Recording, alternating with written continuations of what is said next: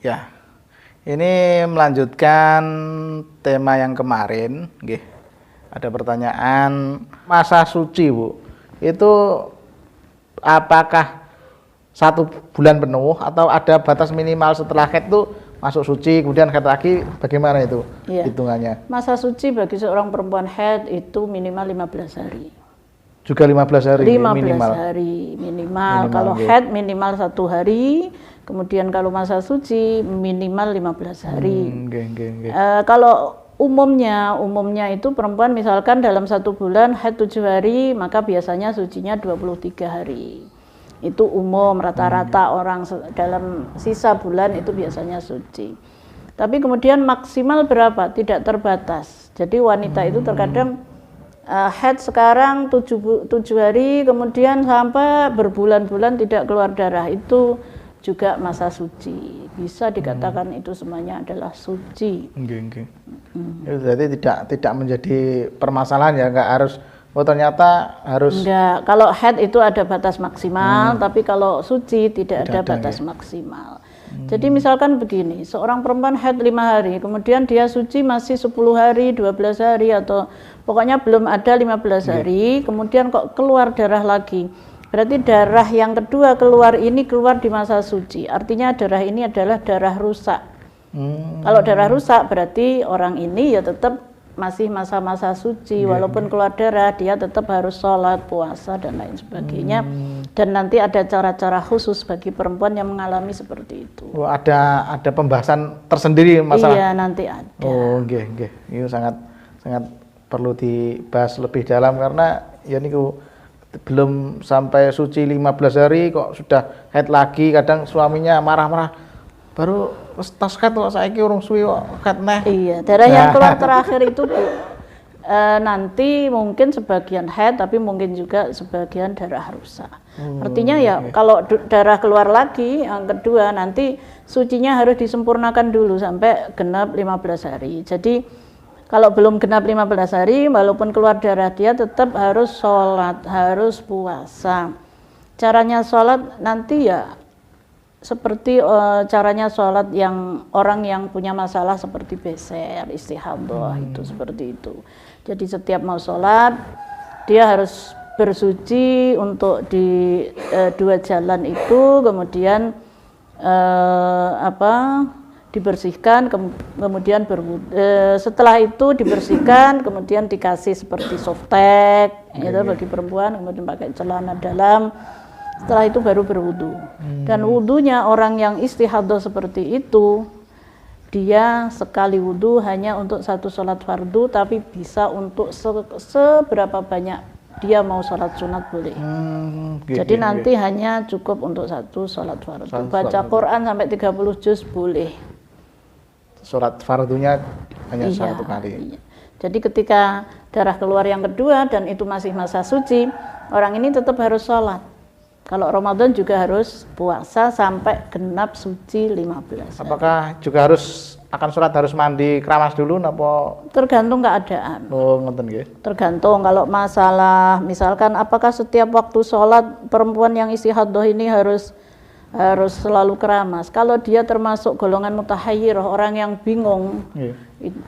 Misalkan lupa dulu pernah haid berapa hari, sekarang tidak bisa membedakan darah dan lain sebagainya, maka dia kapan lekas mulainya, kapan berakhirnya dia enggak ingat sama sekali, maka bisa nanti ada hukum mutahayyirah, yaitu setiap mau sholat dia harus mandi besar. Tapi ya insya Allah jangan sampailah seperti itu. Ini agak keluar dari masalah haid, tentang definisi dari keputihan, Bu. Itu masuk apa haid apa warnanya beda apa pripun penjelasannya pun? Kalau keputihan itu biasanya perempuan mengeluarkan keputihan sebelum haid atau sesudah haid. Itu biasanya berwarna putih agak kekuningan dan biasanya rasanya gatal di vagina. Maka ketika perempuan ini mengeluarkan keputihan, ada 3 hal yang harus diperhatikan. Jadi misalkan begini, keputihan ini wanita ini bisa merasakan keluarnya dari dalam vagina. Tapi di mana itu? Ketika penis seorang lelaki masuk tapi nggak nyampe ke dalam situ, kok keluar dari situ, maka keputihan yang ini hukumnya najis, tapi tidak seperti darah haid. Jadi hanya najis kalau sampai mengotori pakaian, berarti nanti pakaiannya najis. Kalau kalau sudah wudhu atau sudah sholat kok mengeluarkan keputihan, bisa nanti menyebabkan batalnya wudhu atau sholat. Kalau keputihan karena penyakit kemudian masih keluar saja niku penangannya beda gue. Napa pripun niku? Kalau memang tidak bisa berhenti, maka hukumnya nanti insya Allah sama seperti orang yang beser atau istihadah. Jadi terus mengeluarkan najis, ya kan? Tapi dia tidak haid, tidak merupakan halangan. Jadi nanti setiap mau sholat, ya seperti orang istihadah tadi, setiap mau sholat nanti cawi pakai softtek, kemudian pakai celana dalam, terus baru wudhu. Setelah wudhu, sholat hanya untuk satu kali sholat fardu dan bisa sebanyak sholat sunat, terserah. Perkara apa saja Bu yang diharamkan bagi wanita yang sedang haid di antara napa mawon iki? Baiklah, yang diharamkan ketika seorang perempuan mengalami haid, yang pertama yang jelas sholat. Sholat sunnah, sholat wajib semua nggih? Iya, sholat wajib aja haram, apalagi sholat sunat. Maka bagi perempuan ketika mengalami keluar darah dan itu kemungkinan darah haid, maka dia tidak boleh sholat. Jelas, bahkan nanti ketika dia sudah suci, dia juga tidak boleh mengqadha sholat itu, karena memang termasuk yang tidak boleh sholat adalah orang yang mengalami haid atau nifas. Jadi mengqadha pun tidak boleh. Misalkan haid 7 hari, kemudian ketika suci ya terus diqadha 7 hari, itu tidak boleh, haram, tidak diperbolehkan. Beda dengan perlakuan orang yang sakit yang meninggal sholat ya Bu, yang meninggalkan sholat kan sakit kan, ketika sembuh ada kewajiban harus mengqadha'i. Iya. Jadi kalau puasa misalkan meninggalkan ketika haid, maka dia tidak boleh puasa. Tapi kalau puasa nanti harus diganti di lain hari. Diqadha'i puasanya. Jadi yang satu sholat kemudian puasa, ketika puasa Ramadan, walaupun kurang 1 menit, bahkan kurang setengah menit sekalipun untuk berbuka puasa, kok perempuan ini mengeluarkan darah, maka otomatis puasanya batal. Tapi insya Allah menurut sebagian banyak ulama mengatakan walaupun batal puasanya, insya Allah dari pagi sampai sore menjelang maghrib tadi dia dapat pahalanya orang puasa, walaupun nanti tetap harus mengganti puasa yang ditinggal, yang batal karena haid tersebut. Jadi tidak secara cuma-cuma nganggur kan? Iya. Ada pahalanya sendiri, nggih. Iya betul. Nggih. Terus yang nomor 3 yaitu membaca Quran. Jadi perempuan yang mengalami haid tidak boleh membaca Al-Quran. Terus bagaimana masalahnya ketika perempuan ini dia adalah seorang hafizah, karena khawatir nanti ketika dia selama haid tidak bisa mengulang atau membaca Quran dengan menghafalkan, maka khawatir hilang hafalannya.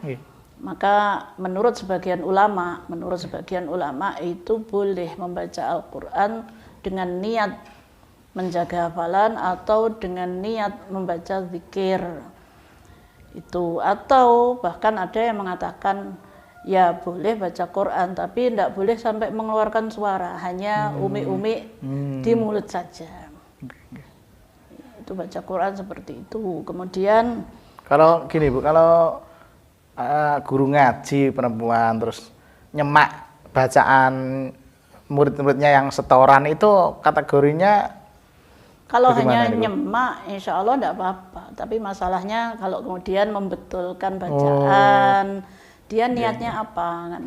Kalau membetulkan, otomatis dia membaca Al-Quran yang salah, maka ya tidak diperbolehkan. Tapi kalau niatnya adalah untuk zikir atau untuk zikir lah, zikir, maka insya Allah masih diperbolehkan. Tapi alangkah lebih baiknya ketika sedang haid Ya, tidak. diganti atau mungkin cari guru yang lain untuk menggantikan sementara gitu nggih. Untuk sementara ketika guru tadi haid ya bisa diganti oleh guru yang lain. Itu lebih aman. Nggih. Terus kemudian menyentuh atau membawa Al-Qur'an. Jadi ketika haid perempuan ini menyentuh Quran juga tidak boleh, haram. Membawa juga haram. Kemudian ada masalah, misalkan ketika perempuan haid membawa kitab tafsir. Tafsir ini bukan terjemah. Kalau terjemah, ketika haid membawa Quran terjemah jelas tidak boleh. Karena perbandingannya adalah Quran dengan huruf yang bukan huruf Arab. Tapi kemudian seperti kita membawa kitab tafsir Jalalain, itu sebagian ulama mengatakan kalau tafsirnya lebih banyak dari Qur'annya maka boleh. Tapi ketika yang diyakini Qur'annya lebih banyak dari tafsirnya, maka itu tetap haram. Itu tetap haram untuk membawa kitab tafsir. Jadi termasuk kados kitab yang di situ ada lafaz Al-Qur'annya, ketika Al-Qur'annya lebih sedikit, katakanlah hanya surat Fatihah di pembukaan kitab, kemudian yang lain yang membahas tentang ilmu fikih dan lain sebagainya, itu masih diperbolehkan, Bu ya? Asal yakin bahwa Qur'annya lebih sedikit, insya Allah masih boleh. Tapi kalau kita tidak tahu, ya lebih baik kita hati-hati, tidak usah membawa. Seperti kitab tafsir Jalalain, itu banyak ulama yang meyakini bahwa tafsir Jalalain itu Qur'annya lebih sedikit daripada tafsirnya, sehingga wanita yang haid bisa mengaji seperti pondok pesantren itu diperbolehkan karena diyakini bahwa tafsirnya lebih banyak. Beda dengan Quran terjemah loh. Kalau Quran terjemah itu mutlak tidak haram, jelas haram untuk membawa atau menyentuh karena itu bukan tafsir tapi terjemah. Walaupun terjemahnya itu adalah arti dari bahasa Indonesia barang masuk Ibu ya. Iya, karena itu bukan tafsir dan bahasanya kan juga beda. Sehingga kalau membawa Quran terjemah tidak boleh, menyentuh juga tidak boleh ketika masih haid. Kemudian ketika haid yang diharamkan lagi adalah berdiam di masjid. Jadi perempuan itu kalau lagi haid ya diusahakan tidak usah duduk di masjid karena ada kekhawatiran nanti bisa mengotori masjid. Misalkan ya walaupun sudah dikasih softtek yang tebal sekalipun, tapi kalau dengan keadaan yang deras sekali keluarnya, nanti khawatir terus sampai tembus, kemudian sampai mengotori masjid, terus sulit nanti untuk membersihkan. Ya. Itu tidak diperbolehkan bagi perempuan yang mengalami haid untuk berdiam diri di masjid atau lewat di masjid sekalipun, kalau bisa jangan. Kalau di Serambi, di luar waktu mengantar anaknya ngaji gitu, itu bagaimana Bu? Masuk masjid apa lebih baik di luarnya? Lebih baik di luar, lebih aman. Jangan sampai kita ini mengotori masjid. Tempat ibadah itu untuk iya, karena mungkin kesembronoan kita haid, kemudian kita sembrono duduk di emperan masjid. Kemudian tidak tahu ada darah yang keluar ketika itu. Maka nanti terus masjidnya menjadi najis. Nah ini kalau perempuan ini tidak paham tentang najis, bisa menyebabkan nanti semua orang yang datang ke masjid menginjak kotoran itu tadi. Khawatir masjidnya menjadi najis, semua menjadi lebih merata. Kemudian yang diharamkan berikutnya adalah melakukan senggama atau bersetubuh. Jadi kalau istrinya lagi haid, kan Allah sudah berfirman bahwa fa'tazilu Fa'tazilun nisa hatta yadhurna, maka jauhi mereka sampai mereka benar-benar bersih. Bukan berarti kok kemudian diusir atau gimana, nggak boleh dekat-dekat, tidak, tetap dekat juga boleh, tapi tidak boleh melakukan bersetubuh. Kenapa? Karena itu juga cukup berbahaya, tidak baik untuk kesehatan, terutama bagi kesehatan lelaki, kemudian juga bagi anak nanti yang dihasilkan. Misalkan senggama dengan istri yang dalam keadaan haid, kemudian sampai lahir anak, dan ini tumbuhnya anak ketika bersetubuh dalam keadaan haid, nanti anaknya mungkin akan mengalami hal-hal yang tidak baik, misalkan dalam kesehatan dan lain sebagainya. Karena posisi ada darah kotornya tadi nggih Bu ya? Iya. Ternyata sebelum diteliti oleh kedokteran, ternyata Al-Qur'an sudah melarang hubungan suami istri ketika haid niku nggih? Iya, karena memang sangat-sangat tidak baik. Besar nggih, besar madorotnya. Madorotnya dari manfaatnya lebih besar madorotnya. Nggih, nggih. Terus ada lagi mungkin? Kemudian ketika perempuan haid tidak boleh bermesraan dengan suaminya antara pusat sampai dengkul. Jadi yang lainnya mungkin boleh, tapi di antara tempat ini, antara pusat kemudian sampai lutut ini diusahakan tidak boleh dibuat senang di antara tempat-tempat itu. Kemudian yang berikutnya adalah bagi lelaki yang istrinya haid itu tidak boleh mentalak istrinya. Berarti nanti kalau sudah suci mungkin kalau ingin benar-benar mau mentalak ya menunggu sampai istrinya benar-benar suci dari haid. Itu bagi suami. Terus ketika larangan-larangan seperti itu, bagaimanakah seorang istri ketika haid itu amalan-amalan apa saja Bu untuk katakanlah menempel, mengganti? Kadang kan merasa aku nggak bisa amal ini, nggak bisa ini, kayak nggak punya ibadah. Sebenarnya semua yang biasa kita lakukan ketika suci seperti sholat, baca Quran dan lain sebagainya, ketika haid memang sholat tidak diperbolehkan, baca Quran tidak boleh, maka kita bisa menggantinya untuk mengisi kekosongan pada waktu haid ya, bisa kita dengan memperbanyak sholawat, membaca zikir, atau membaca apa-apa yang sangat berfaedah untuk perempuan itu. Saya kira itu, jadi sehingga tidak ada kekosongan bagi perempuan dari tetap beramal baik ketika mengalami haid. Insya Allah masih bisa ditempel dengan kita perbanyak zikir dan bacaan sholawat. Mungkin demikian Bu atas terima kasih atas yang jenengan sampaikan.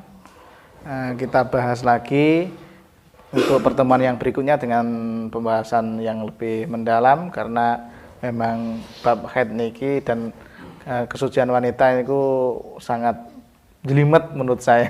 Iya, sangat jelimet dan harus hati-hati. Hati-hati.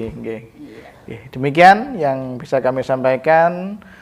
Jangan lupa untuk selalu menyimak dan mengikuti channel ini, karena pembahasan ke belakang masih sangat panjang. Untuk itu subscribe channel ini sebagai bentuk dukungan panjenengan untuk mendukung channel ini untuk selalu berkembang. Demikian kita akhiri, billahi taufiq wal hidayah. Assalamualaikum warahmatullahi wabarakatuh. Waalaikumsalam.